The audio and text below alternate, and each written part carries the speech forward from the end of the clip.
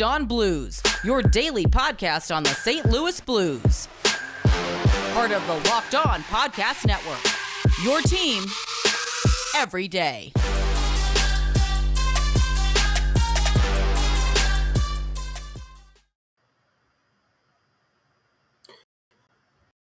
My microphone's going to be working here, so I'm going to test here and restart.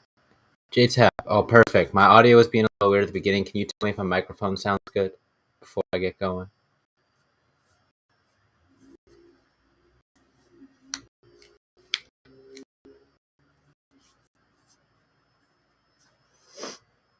Just let me know in chat if you can hear me or not. It's a little choppy, but sounds fine. Awesome. All right. What's going on, everybody? Welcome back to the Locked On Blues podcast, part of the Locked On Podcast Network, and your number one source for daily Blues content. Apologize for the choppy intro there, just trying to get the audio figured out a little bit. But today, got a little bit of a frustrating episode. If you're reading the title here on YouTube, it says the NHL salary cap is a joke. And I'm just a little annoyed with the Blues cap situation and them being unable to field the full roster. So I'm going to be talking about that, dealing with COVID and all that, heading into two of the biggest games of the season for the St. Louis Blues against the Florida Panthers. But before I get into that, I want to thank anyone and everyone out there who is making us your first listen. I'd like to make these short, bite-sized episode, 20-minute-ish range. That way it's perfect for your morning cup of coffee, commute to work or school, whatever it may be. So thanks to everyone out there who is doing that. But without further ado, we got some big games coming up between the St. Louis Blues and Florida Panthers. I believe it is Saturday night and Monday night, but I could be wrong there. Not back-to-back, but home between the St. Louis Blues and Florida Panthers. And the Blues are in a very precarious situation at the moment. Listen to yesterday's episode, followed the game yesterday. You're filled in. I'm going to try not to repeat myself too much from what we talked about yesterday. But basically, George Bennington gets put into COVID protocol yesterday morning-ish before the game. That's okay, whatever. Blues will call up Chargren, right? No, Blues literally can't call up a goalie in time due to the salary cap situation. Saturday and Tuesday are the games. Thank you, JTAP. So, the Blues are unable to call up a goaltender in time for last night's game due to the salary cap situation. They're forced to have an emergency backup goalie as their backup for an entire game. Obviously, thank goodness it didn't lead to the Blues having to use him at all. But just the fact that they were even in that situation in the first place is frustrating. As well as the fact that we haven't dressed 12 forwards on our roster in 4 games now, I want to say, maybe more. Blues are being forced to run with, whatever hodgepodge roster they can throw together with guys going down with COVID. And the issue is, again, I talked about this on yesterday's episode, so I'm trying not to repeat myself too much. But the issue is when a player goes down with COVID, even though the protocol is a guaranteed 10 days if you're symptomatic. So even though there is a set timeline, the NHL doesn't offer any salary cap relief whatsoever for the players that you lose from COVID, which puts teams like the Blues, who are right up against the cap, in a very tricky situation where you literally can't call anyone up. You have 21 guys or however many guys on your roster. One goes down with COVID, still counts towards the cap, but you can't play him. It's not like long-term injured reserve where you get cap relief, you can call a guy up. You're just kind of forced to act as if that salary was still playing for you, still on the roster, and it's frustrating.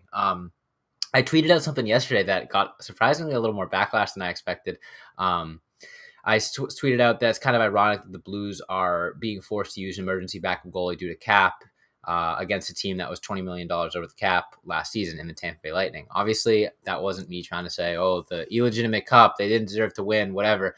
It's more so just a statement to point out that the NHL salary cap clearly has some room to be fixed up a little bit, not to say that the Tampa Bay Lightning are cheaters or anything like that, because let's be honest, if the St. Louis Blues found a way to circumvent the cap and get an extra guy on the roster for playoff time, we wouldn't be complaining. The Tampa Bay Lightning found a loophole and they took advantage of it. It speaks more to the league than it does them. I feel like I shouldn't have to clarify that, but again, the point being was it's a little silly how on one hand you can have a team do that. There's a loophole in the salary cap where you can have $20 million over because you brought a guy on the roster come playoff time. But at the same time, you literally cannot feel, if you're the St. Louis Blues, you cannot put together a complete NHL roster due to COVID. It's a real big flaw in my opinion when the salary can be taken advantage of like that. Which fair play to the Tampa Bay Lightning.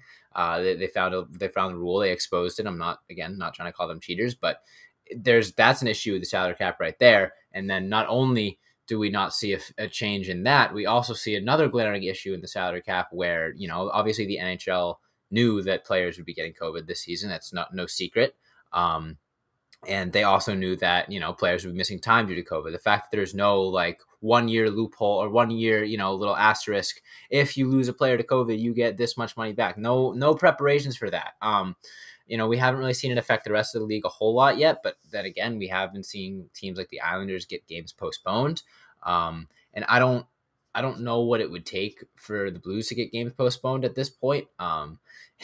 If Ville Husso gets COVID as well or something like that, where the Blues literally cannot field a worthy NHL team, like if they do not have a goalie, maybe that's what it would take. But at this point, it really feels like the Blues are being dealt a tough hand, especially considering the fact that they are scheduled to play 6 games in their next 11 days against some pretty tough opponents. It's gonna only get harder for them, even if guys come back from COVID. It takes them a little bit of time to get back up to full speed. We've seen it. Ryan O'Reilly still really hasn't gotten up to full speed since his bout with COVID. He's still sort of looking a little sluggish out there. So see that impact other guys on the roster be a huge detriment for the St. Louis Blues. Obviously, also just a huge detriment to their careers. It's just frustrating to sort of have to fly this quickly, and just basically with the cards dealt if the St. Louis Blues, and that being playing 10 forwards a few weeks ago or one goalie last night. It seems like what's it going to take for the league to step in and give a little bit of relief, because we've reached the point of we're getting a little bit past just typical season injury woes, and now it's you got a guy that was in a beer league down the street suiting up for the St. Louis Blues last night. That's something that shouldn't occur as easily as it did last night. I don't know. I could go on and on for a while about that, but we do need to talk about the Blues matchup against the Florida Panthers, and there is a little bit of a positive, maybe, that has come with the lack of forwards, and that is a lot of guys have gotten some increased ice time, and a lot of guys have taken advantage of that increased ice time. So I'm going to be talking about some of the healthy forwards and what I think that they can bring to the St. Louis Blues against the Florida Panthers in segment 2. But first, I want to tell you guys about a brand new sponsor, and that is Boost Mobile. Now, you listen to podcasts for the power of knowledge, and you switch to Boost Mobile for the power of saving money, because with Boost, you get the power of a free 5G phone so you can listen to all the latest episodes of the Locked On Blues podcast, plus the power of 3 unlimited data lines for only $30 per line, so your family can harness all that brain power too, and the power of one of America's largest 5G networks, so you can do it all at the speed of 5G. With all that money you'll save and all the knowledge you'll gain, just how powerful will you become? Switch to Boost Mobile and find out. Get a free Samsung Galaxy A32 5G smartphone when you switch to one of America's largest 5G networks. More power to save. Boost Mobile. Just a disclaimer, the free phone is limited to new customers and only one per line. Additional restrictions apply. Offers coverage not available everywhere for phones or networks, so see boostmobile.com for details. Now, looking at the forwards that the Blues have, and looking at some of that increased ice time, some of the lower key forwards might be on pace to score a few more goals than you were expecting. So if you want to bet the over on Pavel Buchnevich's goal scoring or anything like that, you got to check out betonline.ag. BetOnline has you covered for all season. Has you covered all season for more props, odds, and lines than ever before. As football season continues to march to the playoffs, BetOnline remains your number one spot for all the sports action this season. Head to our new updated desktop or mobile website to sign up today and receive your 50% welcome bonus along with your first deposit. Just use our promo code LOCKEDON to receive your bonus. From basketball, football, NHL, boxing, UFC, right to your favorite Vegas casino games. Don't wait to take advantage of all the amazing offers available for the 2021 season. BetOnline is the fastest and easiest way to all your favorite sports. BetOnline, where the game starts. All right, so just a few days ago, November 24th, I believe, the St. Louis Blues had a fully healthy, complete roster. It was a temporary luxury for the St. Louis Blues. They were able to field a full, complete roster. Everyone was healthy. No one had COVID. No one was injured. And then ever since then, I think November 26th is when the first COVID incident happened of this second batch. Ever since then, the Blues have been really struggling in terms of their roster health. JTF says it seems like a lifetime ago. Absolutely. It feels like we've been dealing with this half-ass roster for a while now. Just sort of seeing 10 forwards, 11 forwards, 8 defensemen, 7 defensemen, whatever. It's been frustrating. But the one flip side is that, and shout out to Jeremy Rutherford for releasing a really cool Athletic article. He talked about some of the forwards that are still healthy remaining on the roster, and the increased ice time that they've received. And I think we've noticed that. I think Tommy and I have been talking about two guys that have looked really, really good in the past few games, especially since the roster has been dealing with all these health troubles, is Pavel Buchnevich and Ivan Barbashev. And looking at this helpful chart put out by Jeremy Rutherford on The Athletic, he basically confirmed that and says the two of the three guys that have received the biggest increase of ice time are Pavel Buchnevich and Ivan Barbashev. The exact numbers: before November 26th, Pavel Buchnevich was averaging 16 minutes and 59 seconds of ice time. In the last 4 games since the rosters have been shaken up, Pavel Buchnevich is averaging almost 20 minutes of ice time, 19 minutes and 50 seconds to be exact. He played over 22 minutes in the game against Tampa. So, huge increase in ice time for him, and it's doing wonders. He has been probably their best forward consistently throughout these past few games. And then Ivan Barbashev, a guy that has really been under the radar, huge for the St. Louis Blues this season, has 8 goals, I believe, puts him up there in the team near the team lead in scoring. Also already over halfway to his career high in goal scoring. He was playing 15 minutes and 57 seconds average ice time per game before all the injuries and COVID. And now Ivan Barbashev is playing 18 minutes and 23 seconds, near the top of ice time for forwards for the St. Louis Blues. He's really come into his own this season. I don't know if it's a result of sort of that Russian connection with Buchnevich and Tarasenko, really, embrace their fellow countrymen joining the team, or just sort of the last thing he kind of added to his game. Barbashev has always been a really valuable player for the Blues. He's really done all the little things well. Whether it's defense, just making plays, being physical. But now all of a sudden it feels like that offense is coming together for him as well. It's sort of the last piece of the puzzle. And I don't even know if I ever really expected it out of him. I think we saw Ivan Barbashev in that bottom 6, middle 6 role and said, that's perfect. Ivan Barbashev is the perfect middle 6 guy before this season. Now this season, he's looking like he could definitely make a legitimate push to be a top 6 guy for the St. Louis Blues. Because not only is he doing all the little things right, not only is he, making life hell for opposing teams, just forcing turnovers, creating plays left and right. He's scoring goals and he's getting assists as well. He's really turned himself into a very complete player, does all the little things really well, and really seems to thrive in these situations where he needs to step up. We talk about the next man up mentality with the Blues a lot. Obviously, that's something that's huge right now with all the injuries and stuff. And I don't think anyone has really embraced that more than Ivan Barbashev. JTap mentions Brandon Saad in the chat. Brandon Saad has agreed, been phenomenal for the Blues this season. He's really turned our power play into something that is something to be afraid of. Really just definition of right place, right time kind of guy. We saw that in his goal last night, I believe he scored last night. I lose track, played Tampa so much. That pass from Robert Thomas, just right out front, right on his stick.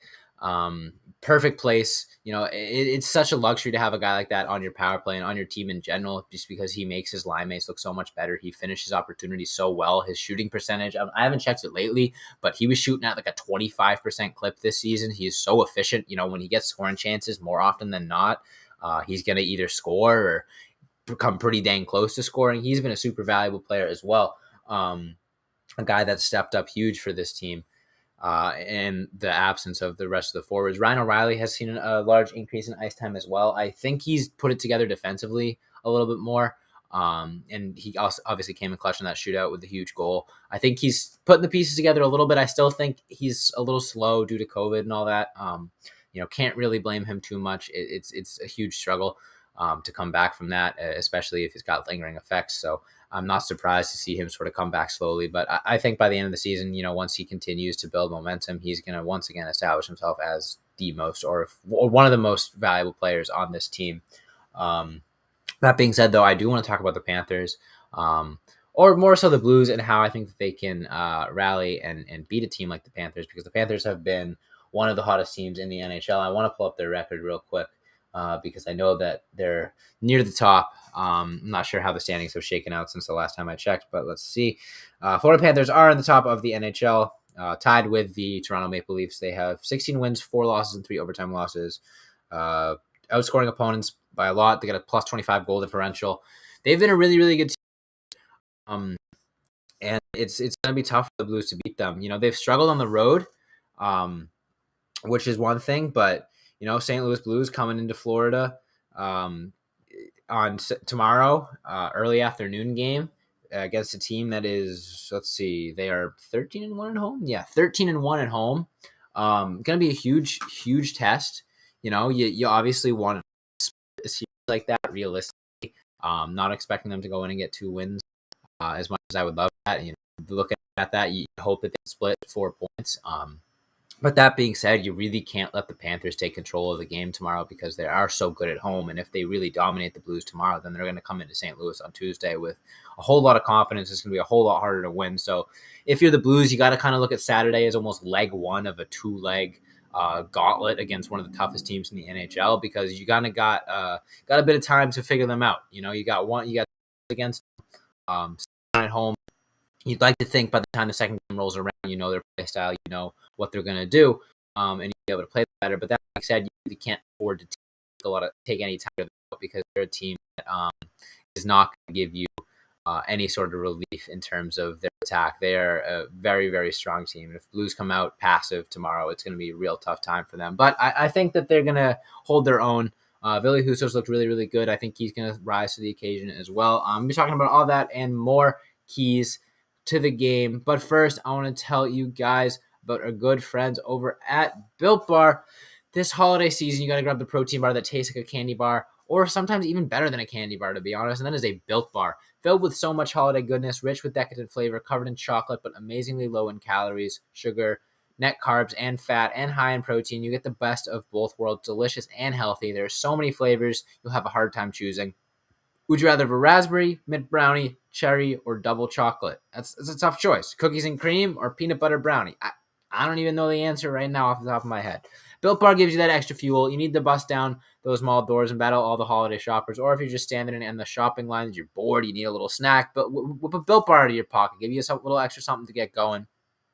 Because it's the season of peace and love, don't bring up your favorite Built Bar flavor at family parties because people are so passionate about their favorite flavor. That can get ugly.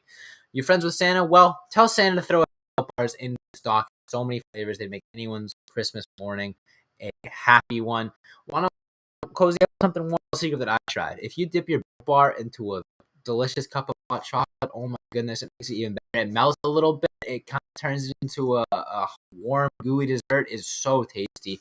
So go to Built.com and use promo code LOCKED15 and you'll get 15% off your order. That's promo code LOCKED15 for 15% off your order, and I'll be right back.